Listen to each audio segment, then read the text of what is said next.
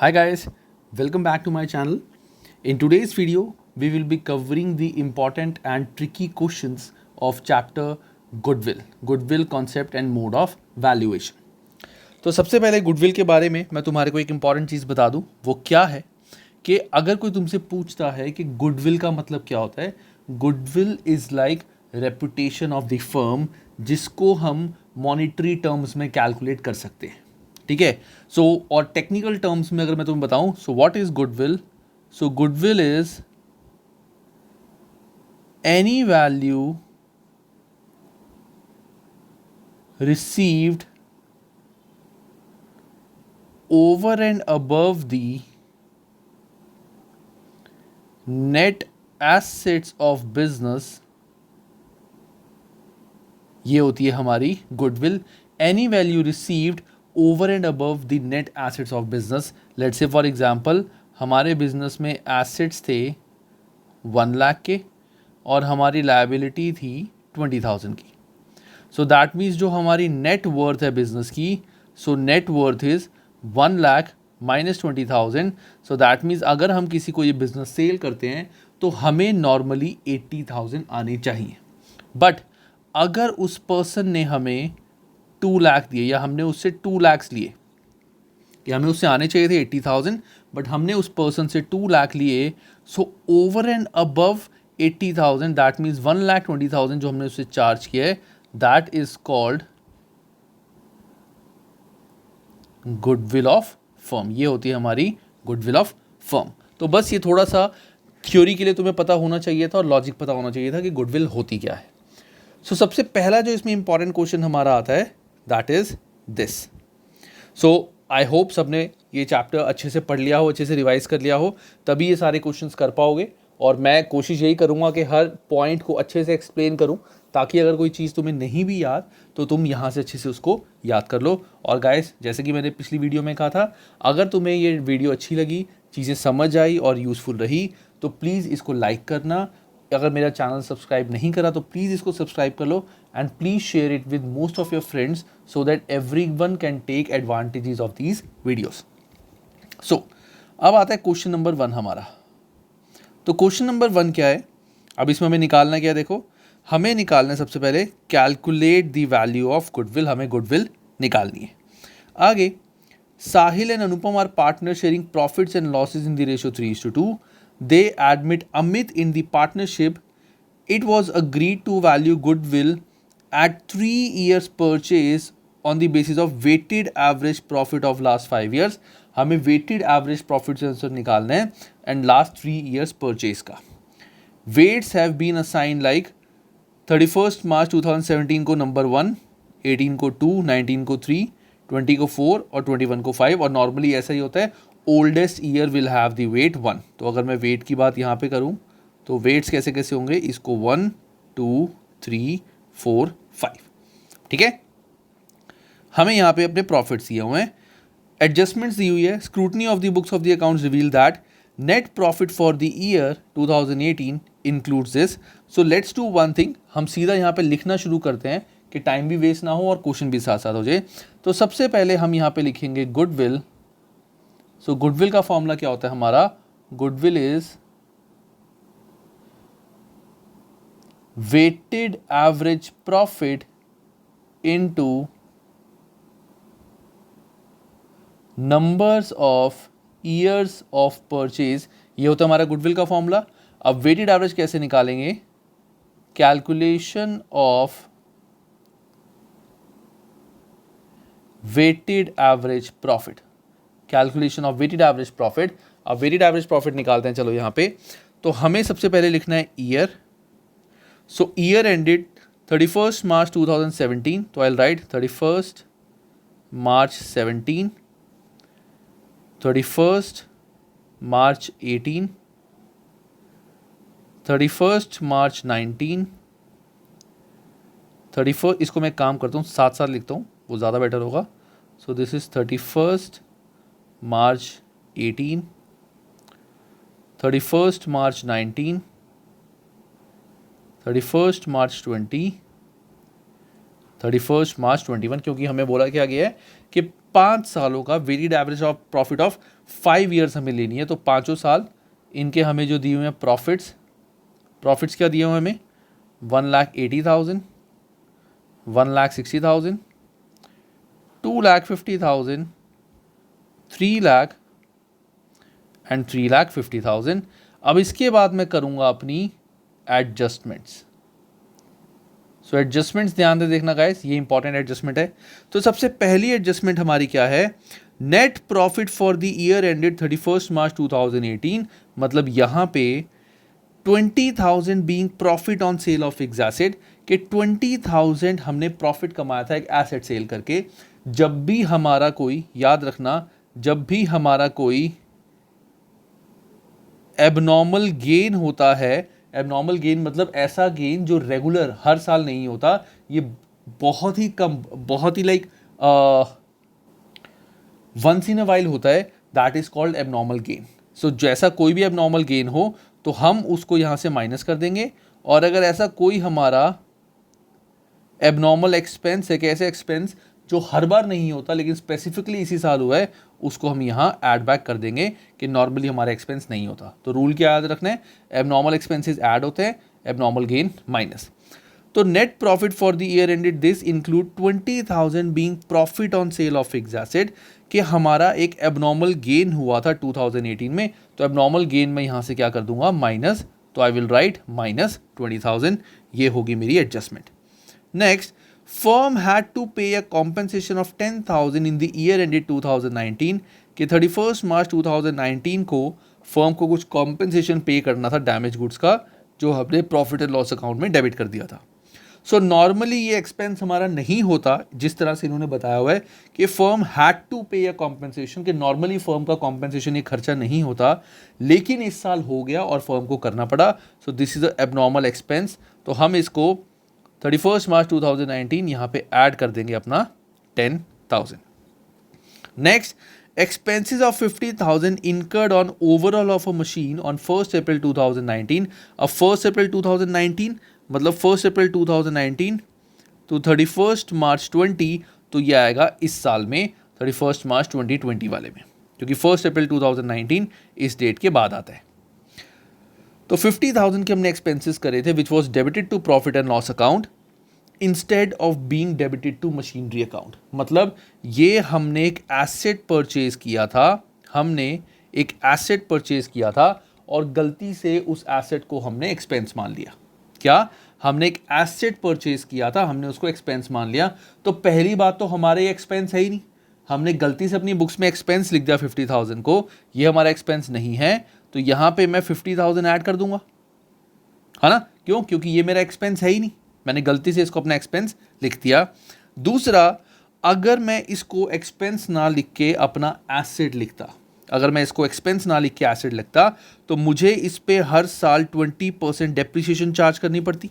So this is return down value method. तो अगर मैं वैसे कैलकुलेट करूं तो पहले साल में, दैट मीन्स 1 अप्रैल 19 को मैंने 50,000 का एसेट परचेज किया, 31 मार्च 20 को इस पे डेप्रिसिएशन लगेगी 20%, तो 20% ऑफ 50,000 इज 10,000, तो ये डेप्रिसिएशन लग दी, और कैरिंग अमाउंट मेरा हो गया 40,000। अब 31 मार्च 21 यहाँ पे भी तो इस एसेट पे डेप्रिसिएशन लगेगी, और डेप्रिसिएशन लगेगी रिटर्न डाउन वैल्यू मेथड में, मतलब ये मेरा कैरिंग अमाउंट है। तो कैरिंग अमाउंट पे 20%, that means return down value पे 20%, तो अगले साल मेरी डेप्रिसिएशन लगेगी 8,000। तो इसका इफेक्ट क्या होगा, मैंने गलती से अपने एसेट को एक्सपेंस दिखा दिया था, तो एक्सपेंस मैंने ऐड कर दिया कि एक खर्चा मेरा हुआ नहीं, मुझे तो इस पे डेप्रिसिएशन चार्ज करनी थी, पहले साल 10,000, अगले साल 8,000। तो ये मैंने कर दी अपनी डेप्रिसिएशन इसमें एडजस्ट, कि एसेट का एक्सपेंस जो था, जो एक्सपेंस होना नहीं था, मैंने गलती से लिख दिया, उसको ऐड बैक कर दिया, और जो खर्चा हुआ था यानी डेप्रिसिएशन, वो मैंने माइनस कर दी। Next, fourth point, closing stock on 31st March 2020, that means on this year, was undervalued by 20,000। Closing stock को हमने अंडर वैल्यू कर दिया। तो एक चीज याद रखना गाइस, क्लोजिंग स्टॉक का प्रॉफिट के साथ डायरेक्ट रिलेशन होता है। क्लोजिंग स्टॉक का प्रॉफिट के साथ डायरेक्ट रिलेशन होता है कि अगर हमने क्लोजिंग स्टॉक ज़्यादा दिखा दिया गलती से बुक्स में तो दैट मीन्स हमारे प्रॉफिट भी ज़्यादा आए होंगे। ये तुम थोड़ा सा डीप सोचोगे, बहुत सारे बच्चों को पता भी होगा, लेकिन जिसको नहीं पता लॉजिक लगाओ, ट्रेडिंग अकाउंट बनाओ रफ में और देखना अगर क्लोजिंग स्टॉक तुम गलती से 10 की जगह 15 कर दोगे तो ग्रॉस प्रॉफिट भी तुम्हारा 5000 से बढ़ जाएगा। That means closing stock has a direct relation with the profit. हमने क्लोजिंग स्टॉक अंडर वैल्यू किया था, मतलब हमने क्लोजिंग स्टॉक कम दिखाया था। क्लोजिंग स्टॉक कम दिखाना मतलब हमने प्रॉफिट कम दिखाए थे, तो इस साल हमें 20,000 से अपने प्रॉफिट बढ़ाने पड़ेंगे और नेक्स्ट ईयर मैं इसको माइनस करूंगा। ये इंपॉर्टेंट है, सबसे इंपॉर्टेंट कि नेक्स्ट ईयर मैं इसको माइनस करूंगा। क्यों? क्योंकि अगर ये मेरा इस साल का क्लोजिंग स्टॉक था तो नेक्स्ट ईयर का ओपनिंग स्टॉक हो जाएगा। तो अगर क्लोजिंग स्टॉक का डायरेक्ट रिलेशन होता है ओपनिंग स्टॉक का इन्वर्स हो जाएगा, सिंपल सी बात है। तो दैट मीन्स अगर इस साल मेरा क्लोजिंग स्टॉक ज़्यादा था, मैंने प्रॉफिट ज़्यादा दिखा दिया था, तो क्लोजिंग स्टॉक ज़्यादा दिखाया था, दैट मीन्स अगले साल मैंने ओपनिंग स्टॉक भी ज़्यादा दिखा दिया होगा। तो ओपनिंग स्टॉक ज़्यादा का होता है प्रॉफिट से इन्वर्स रिलेशन, तो यहाँ पे मैं इसको कर दूंगा माइनस। ठीक है, तो closing stock was under valued, sorry मैं ज़्यादा बोल रहा हूँ कि मैंने स्टॉक कम दिखाया था, स्टॉक कम दिखाने की वजह से मैंने प्रॉफिट कम दिखाया था, तो मुझे प्रॉफिट बढ़ाना पड़ेगा और अगले साल उसको कम करना पड़ेगा। This is the adjustment. ठीक है, तो ये होगी मेरी एडजस्टमेंट। तो अब आई will right my normal profit. So normal profit 2017 के तो होंगे 1,80,000 ही, 2018 के 160 माइनस 20 140, 19 के 250 प्लस 10 260, 20 के 30 प्लस 50 माइनस 10 प्लस 20 तो प्लस 10 3,60,000 और यहाँ पे 350 माइनस 8 यानी 342 माइनस 20 दैट मीन्स 322। तो ये आगे मेरे नॉर्मल प्रॉफिट। अब अगर ये क्वेश्चन वेटेड एवरेज की जगह सिंपल एवरेज होता तो मैंने सिंपल क्या करना था, इन सब का टोटल, इसका टोटल जो भी आता उसको मैं कर देता divide by 5 number of years, तो मेरा आ जाता सिंपल एवरेज। बट अभी मुझे करना है वेटेड एवरेज, तो अब मैं क्या करूँगा, I will just copy this,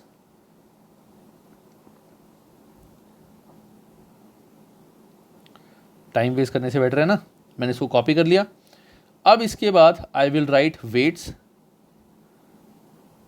oldest year will have weight 1, इन्होंने भी ऐसे करा है 2 3 4 5। अब आएगा मेरा product, so product will be 180 into 1 180, so 140 into 2 this is 280, 260 into 3 this is 780। कुछ बच्चे सोचे होंगे कि why am I using the calculator, but the point is अगर नहीं यूज़ करूँगा तो it will take lot of time, तो मैं खुद ही कैलकुलेट कर रहा हूँ ये, ताकि 1440000, I am not looking at the solutions, मैं सीधा हमेशा पहले आंसर निकालता हूँ। सो 322, देन एंड में मैं सॉल्यूशंस चेक करता हूँ कि क्या मैंने मिस्टेक करी है। तो ये हो गया मेरा प्रोडक्ट। अब आएगा total of product, so total of product is 161 plus 144 plus 7,80,000 plus 2,80,000 plus 1,80,000,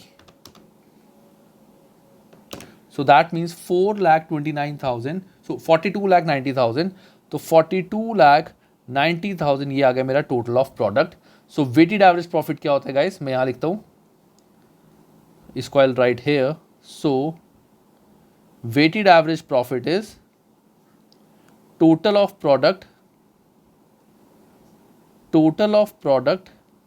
divide by total of weight, total of product divide by total of wait.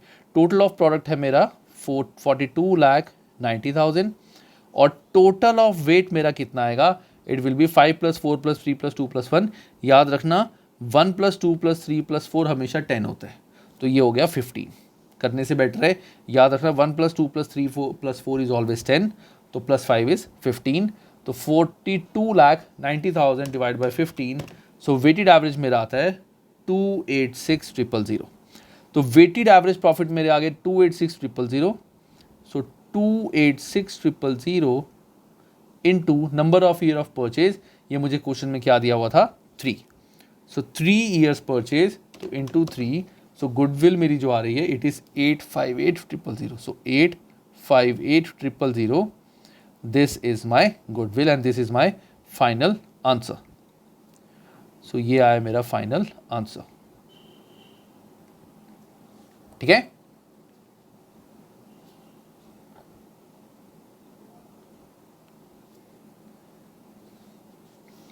समझ आएगा इस? थोड़ा ज़्यादा डार्क हो गया, रुको मैं इसको लाइट करता हूँ, ये लो। तो this is my final answer. तो क्वेश्चन डिफिकल्ट नहीं था, थोड़ा सा लेंदी था, और इसमें मोस्टली सारे पॉइंट्स कवर हो गए, सारी एडजस्टमेंट्स कवर होगी, और बड़ा क्वेश्चन था। तो आई होप ये क्वेश्चन सबको समझ आया हो। कोई भी डाउट हो, you can rewind of course this video and you can watch this video again, ताकि ये क्वेश्चन को तुम और अच्छे से समझ पाओ। सो एग्जाम में क्वेश्चन आने के चांसेस हैं, मतलब कई बार थोड़ा सा एग्जामिनर का सोच थोड़ी सी अलग होती है, तो वो 3 to 4 मार्कर में क्वेश्चन दे सकता है। ठीक है, बट कैलकुलेशन थोड़ी सी ईजी होगी, यहाँ थोड़ी डिफिकल्ट है, बट कैलकुलेशन थोड़ी सी ईजी करके ही वो देंगे। अब नेक्स्ट आता है हमारा क्वेश्चन नंबर 2, दैट इज हमें इसमें क्या निकालना है, calculate capital employed by liability side approach and asset side approach from the following. हमें इसमें क्या निकालनी है, कैपिटल एम्प्लॉयड। अब मैं पहले तुम्हें कैपिटल एम्प्लॉयड निकालने का फॉर्मूला बताता हूं। सो कैपिटल एम्प्लॉयड निकालने का फॉर्मूला क्या होता है गाइस, देखो सिंपल सी बात है, ये हमारी बैलेंस शीट है, I am making a rough balance sheet, ये है हमारी बैलेंस शीट। सो capital employed simply means business में कितना पैसा इन्वेस्ट किया गया है। सो कैपिटल एम्प्लॉयड का मतलब क्या होता है, बिजनेस में कितना पैसा इन्वेस्ट किया गया है। तो यहां पे आती है हमारी partners capital plus reserves plus profit and loss account, फिर आता है आउटसाइड लायबिलिटीज, और यहां आते हैं हमारे काफ़ी सारे एसेट्स, और 2-3 चीज़ें यहां पे और होती है, एक होती है गुडविल, एक होती है इन्वेस्टमेंट नॉन ट्रेड, और एक होता है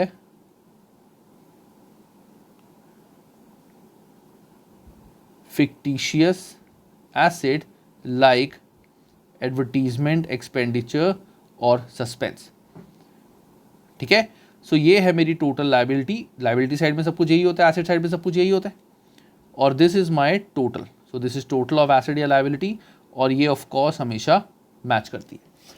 अब ध्यान से देखना, मैं जो तुम्हें कॉन्सेप्ट बता रहा हूं, कैपिटल एम्प्लॉयड का मैंने मतलब क्या बताया था, कैपिटल एम्प्लॉयड इज बिजनेस में जितने पैसे इन्वेस्ट होते हैं, so it means this amount. So capital employed means this amount, business में जितने पैसे इन्वेस्ट है। सो पार्टनर्स ने ये पैसे इन्वेस्ट करे हुए हैं बिजनेस में, ये पैसे तो आउटसाइडर्स के हैं, ये पैसे हैं पार्टनर्स के पैसे, पार्टनर्स की कैपिटल। जिनको नहीं पता मैं उनको बता देता हूं, liability side is also called sources of fund. Sources of fund means कि पैसा कहां कहां से आया, और asset side is called application of fund, कि पैसा कहां कहां लगा। जैसे फॉर एग्जाम्पल अगर मैं बोलूं कि पार्टनर ने 20 लाख रुपीज इन्वेस्ट किए थे, और 20 के 20 लाख की एक मशीन परचेज कर ली, तो 20 लाख पार्टनर की कैपिटल में आ जाएगा, और एसेट साइड में आ जाएगा 20 लाख की एक machinery.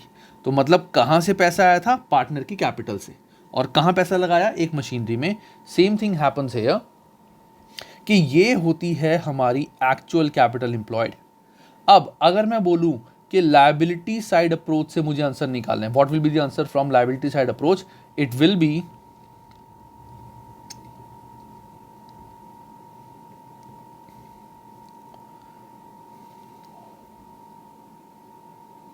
liability side approach will be partners capital plus all reserves and profits, कि partners capital plus all reserves and profit, कि ये सारा पैसा ओनर का है यानी पार्टनर्स का है, इतना पैसा फर्म में इन्वेस्ट हो रखा है, this is called liability side approach. और अगर मैं बोलूं, अभी एक चीज़ और में जो मुझे बतानी है, कई बच्चे सोच रहे होंगे कि सर आपने एक चीज़ तो बताई नहीं है, वो आपने मिस कर दी, वो मैं अभी बताऊंगा। और एसेट साइड अप्रोच होता है, asset side approach is total asset, I will right it total asset, ये भी टोटल एसेट हो गया। So this is total asset, ये टोटल मैच करते हैं ना, तो अगर ये 1 लाख है तो ये भी 1 लाख होगा, that means if I am calling it total asset, इसको भी टोटल एसेट तो बोल ही सकते हैं। तो total asset minus outside liabilities. So total asset minus outside liability, देखो ध्यान से तब भी आंसर तुम्हारा यही आएगा। या तो डायरेक्टली लाइबिलिटी साइड अप्रोच से इसको लिख दो, या एसेट साइड अप्रोच से total of asset minus this, answer दोनों से सेम ही आएगा, यही आएगा। लेकिन बट यहां से दोनों जगह से हम तीन चीजें माइनस करते हैं, चाहे लाइबिलिटी साइड अप्रोच फॉलो करें चाहे एसेट साइड अप्रोच, यहां से हम तीन चीजें माइनस करेंगे। एक होता है गुडविल, एक होता है नॉन ट्रेड इन्वेस्टमेंट, और एक होता है हमारा फिक्टिशियस एसेट। ये तीनों चीजें चाहे हम लायबिलिटी साइड अप्रोच फॉलो करें चाहे एसेट साइड अप्रोच, हमें माइनस करते हैं। क्यों? इसका लॉजिक क्या होता है? इसका लॉजिक ये होता है, ये वो पैसे हैं, ये वो एसेट्स हैं जो पैसा बिजनेस में है ही नहीं। अगर मैंने गुडविल परचेज करी हुई है, तुम्हें थर्ड चैप्टर में पता चलेगा ये कॉन्सेप्ट गुडविल वाला। गुडविल एक ऐसा एसेट है बैलेंस शीट में जो कभी भी बिक नहीं सकता, तो इसकी कोई वर्थ नहीं है। दैट मीन्स ये तो पैसा बिजनेस में एक तरह से लगा ही नहीं हुआ। बिजनेस में पैसा लगने का मतलब क्या है कि मैंने मशीन परचेज की है, स्टॉक परचेज किया है, बैंक में पैसे रखे हुए हैं, वो होगा ना। अगर मैंने गुडविल परचेज कर ली जिसका कोई यूज ही नहीं है, so that is not my asset. Investment non trade, मेरी एक पार्टनरशिप फर्म है, मैं शर्ट बनाने का काम करता हूँ और मैंने किसी कंपनी के शेयर्स ले लिए। अब मैंने किसी कंपनी के शेयर्स लिए, उसका मेरे बिजनेस से तो कोई रिलेशन नहीं है, तो मैं ये तो बोल नहीं सकता कि वो पैसा मैंने बिजनेस में लगाया हुआ है। वो तो बिजनेस का, पार्टनर्स का पैसा मैंने किसी और जगह लगा दिया, ठीक है ना। पार्टनर्स ने वो पैसा बिजनेस में ना लगा के किसी और जगह लगा दिया, तो वो भी मैं यहाँ से माइनस कर देता हूँ। और जैसा मैंने गुडविल का बताया था, fictitious asset is also asset जिसकी कोई भी वर्थ नहीं होती। तो ये तीनों चीज़ें हम माइनस कर देते हैं, चाहे हम लायबिलिटी साइड अप्रोच फॉलो करें चाहे हम एसेट साइड अप्रोच। ये होता है हमारा कैपिटल एम्प्लॉयड निकालने का तरीका। इसको अच्छे से लर्न कर लेना। ये तुम्हारा एक थर्ड बुक में चैप्टर आएगा अकाउंटिंग रेशोज, वहाँ पे भी सेम लॉजिक यूज होगा। थोड़ा सा फर्क होगा, वो कंपनीज के लिए है, but logic will remain the same कि कैपिटल एम्प्लॉयड बेसिकली क्या होता है, ओनर ने कितना पैसा बिजनेस में लगाया हुआ है। अब हम करते हैं अपना ये क्वेश्चन। तो क्वेश्चन नंबर 2, इसमें क्या लिखा हुआ है, हमें कैपिटल एम्प्लॉयड निकालनी है बाय लायबिलिटी साइड अप्रोच और एसेट साइड अप्रोच। सो सबसे पहले मैं लिखता हूं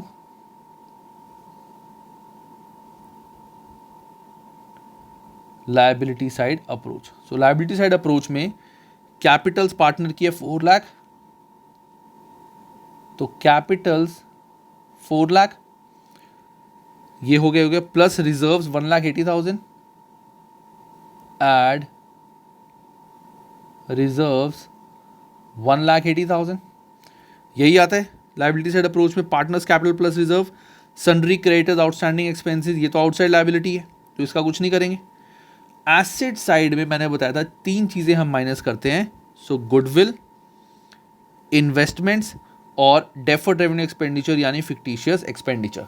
अब तुम कहोगे कि सर एक बात बताओ, यहाँ पे आपने इन्वेस्टमेंट्स खाली लिखा हुआ है, ये तो बोला ही नहीं हुआ कि ये नॉन ट्रेड हैं या ट्रेड है, ये तो क्वेश्चन में बोला ही नहीं हुआ। तो by default if nothing is mention we will always take it as non trade investment, क्योंकि अगर बोला हुआ है हमारे बिजनेस के अंदर इन्वेस्टमेंट अकाउंट है, मतलब ये पैसा बिजनेस में लगा ही नहीं हुआ, मैंने कहीं और ही इन्वेस्ट किया हुआ है। फर्स्ट थिंग क्या होगा, अगर यहाँ इन्वेस्टमेंट लिखा हुआ है दैट मीन्स ये पैसा मैंने बिजनेस में कहीं इन्वेस्ट नहीं करा हुआ। बिजनेस में इन्वेस्ट करा होता तो लैंड एंड बिल्डिंग में आता, प्लांट एंड मशीनरी में आता, कहीं और आता। इन्वेस्टमेंट मतलब मैंने किसी कंपनी के शेयर्स लिए हुए, फर्स्ट थिंग यही आती है माइंड में। तो इसीलिए ये हमेशा by default non trade investment होता है। तो मैं यहाँ से लेस करूँगा, लेस सबसे पहले तो गुडविल विच इज 60,000, देन मैं लेस करूँगा investment non trade investment 1 lakh, और फिर मैं लेस करूंगा यहां से अपना advertisement suspense which is 20,000। So मेरा जो नेट आंसर आएगा it will be 580 minus 80 5 lakh minus 1 4 lakh. So 4 lakh मेरा आ गया कैपिटल एम्प्लॉयड। अब कैपिटल एम्प्लॉयड का मतलब क्या होता है, ओनर ने बिजनेस में कितना पैसा लगाया है। अब चाहे लायबिलिटी साइड अप्रोच हो चाहे एसेट साइड अप्रोच, ऐसा तो हो नहीं सकता ना कि मेरा आंसर अलग हो। तो लायबिलिटी साइड अप्रोच मेरी आ गई। नाउ लेट्स फॉलो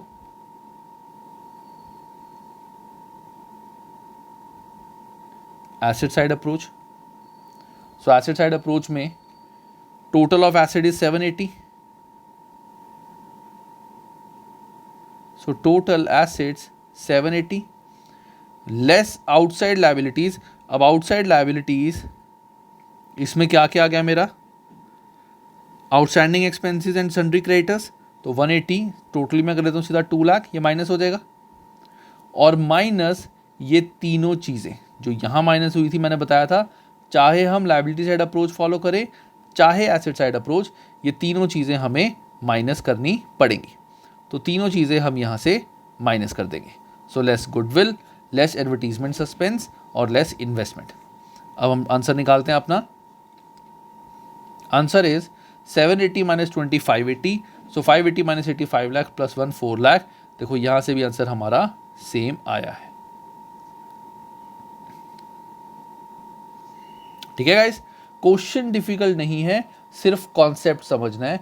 ये छोटी छोटी चीज़ें हैं, मार्क्स कटने के चांसेस ज़्यादा होते हैं एंड मैं नहीं चाहता किसी भी बच्चे का कहीं पे आधा मार्क भी कटे। हमें हर चीज़ प्रॉपरली कैसे शो करनी है वैसा मैं बता रहा हूँ कि बिल्कुल एग्जाम में ऐसे शो करो and you will get full marks. अब आता है question number 3।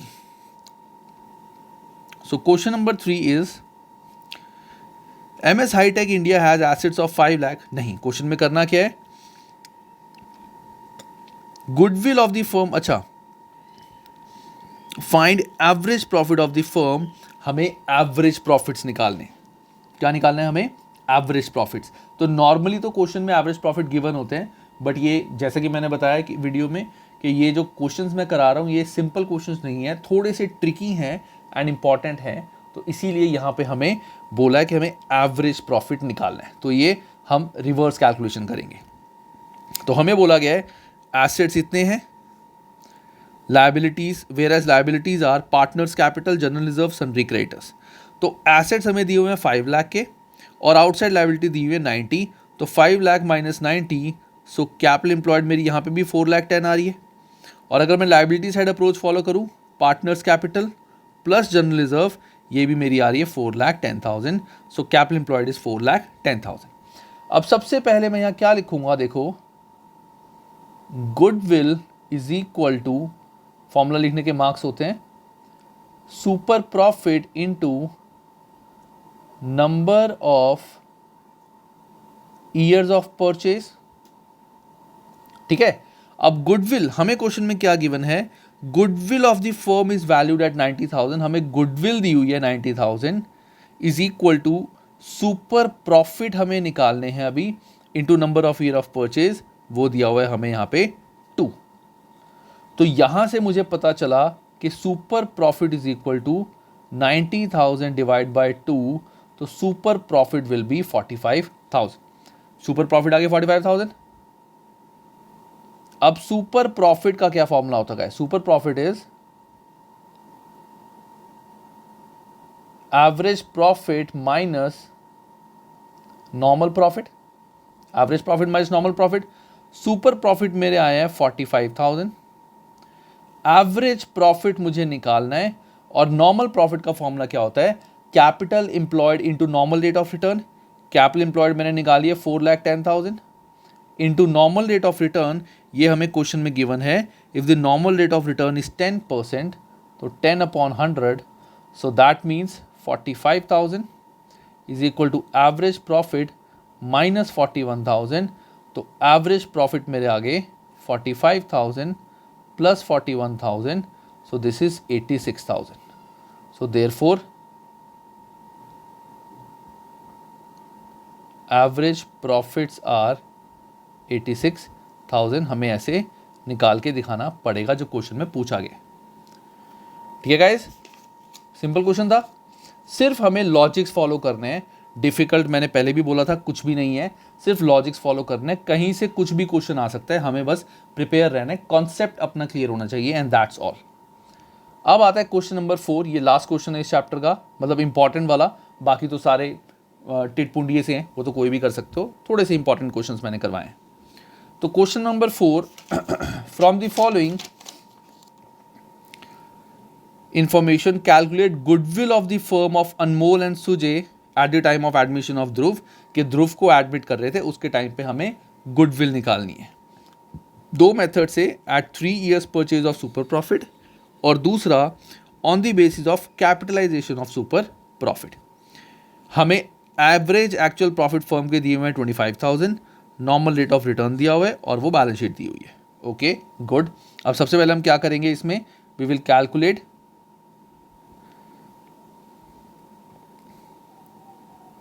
Normal profits. So normal profits का फॉर्मूला क्या होता है, capital employed into normal rate of return divide by 100। So capital employed, अब ये तुम्हारी मर्जी है, तुम चाहे एसेट साइड अप्रोच फॉलो करो चाहे लायबिलिटी साइड अप्रोच। मैं हमेशा लायबिलिटी साइड अप्रोच फॉलो करता हूँ। सो लायबिलिटी साइड अप्रोच में कैपिटल आ जाएगा 170, जनरल रिजर्व आ जाएगा 20, बिल्स पेबल और सन्ड्री क्रेडिटर ये हैं outside liability. So that means 170 plus 20। अब मैं देखूंगा कि एसेट साइड में उन तीनों चीज़ों में से गुडविल, एडवर्टीजमेंट सस्पेंस या नॉन ट्रेड इन्वेस्टमेंट कुछ है। तो यहाँ पे इन्वेस्टमेंट दिया हुआ है नॉन ट्रेड 50,000, तो ये मुझे यहाँ से माइनस करना पड़ेगा 50,000। तो ये मैंने माइनस कर दिया, into normal rate of return मुझे दिया हुआ 10% इंटू 10/100। सो 170 प्लस 20 190, 190 माइनस 50 140। सो 140 इंटू 10/100, तो नॉर्मल प्रॉफिट्स आ गए मेरे 14,000। अब सुपर प्रॉफिट का फॉर्मूला क्या होता है, super profit is average profit minus normal profit. तो एवरेज प्रॉफिट मेरे को क्वेश्चन में गिवन ही है कि average profit of the firm is 25,000, normal profit मैंने अभी निकाले हैं 14,000। सो देयरफॉर 11,000 मेरे आगे सुपर प्रॉफिट। अब ए part, goodwill is to be calculated on the basis of 3 years purchase of super profit. So goodwill is equal to super profit into number of years of purchase। Formula लिखने के मैंने बताया था marks होते हैं। तो super profit मेरा 11,000 into number of year of purchase, पहले केस में बोला हुआ है 3, सो 3 दैट मीन्स 33,000 मेरी आगे goodwill question number A case में। बी पॉइंट गुडविल, अब गुडविल मुझे कैसे निकालना है, capitalization of super profit. So capitalization of super profit का मेथड होता है super profit into 100 divide by NRR. अगर कैपिटलाइजेशन ऑफ एवरेज प्रॉफिट होता तो मैं average profit into 100 divide by NRR करके उसमें से कैपिटल एम्प्लॉयड माइनस करता, बट अभी वो नहीं है। आई बिलीव फॉर्मूला तो सबको याद ही होगा, क्योंकि मैंने तुम्हें पहले ही बताया था ये questions difficult and tricky questions वाली बात है। तो ये सारे क्वेश्चंस तुम तभी करोगे जब तुमने चैप्टर एक बार पढ़ लिया, ठीक है। सो सुपर प्रॉफिट हमारे कितने आए थे, 11,000 इंटू 100 डिवाइड बाई 10। सो ये आ गया मेरा 1,10,000। So goodwill by using super profit case number A में मेरा आंसर आया 33,000 और goodwill by using capitalisation of super profit यहां आंसर मेरा आया है 1,10,000। तो यही मेरे इंपॉर्टेंट क्वेश्चन थे इस चैप्टर में, इसके अलावा इंपॉर्टेंट पार्ट कुछ भी नहीं है। आई होप ये वीडियो भी सबको अच्छे से समझ आई हो। और गाइस, जैसा कि मैंने स्टार्टिंग में कहा था, if you like this video please like का बटन दबाओ, सब्सक्राइब करो and please share this video with all your friends who are doing accounts for class 12th। Telegram group का लिंक इस वीडियो में भी है, you can join that, you can ask your any query and I will try to solve that query in the group only. ठीक है, चलो bye guys, take care and have a great time.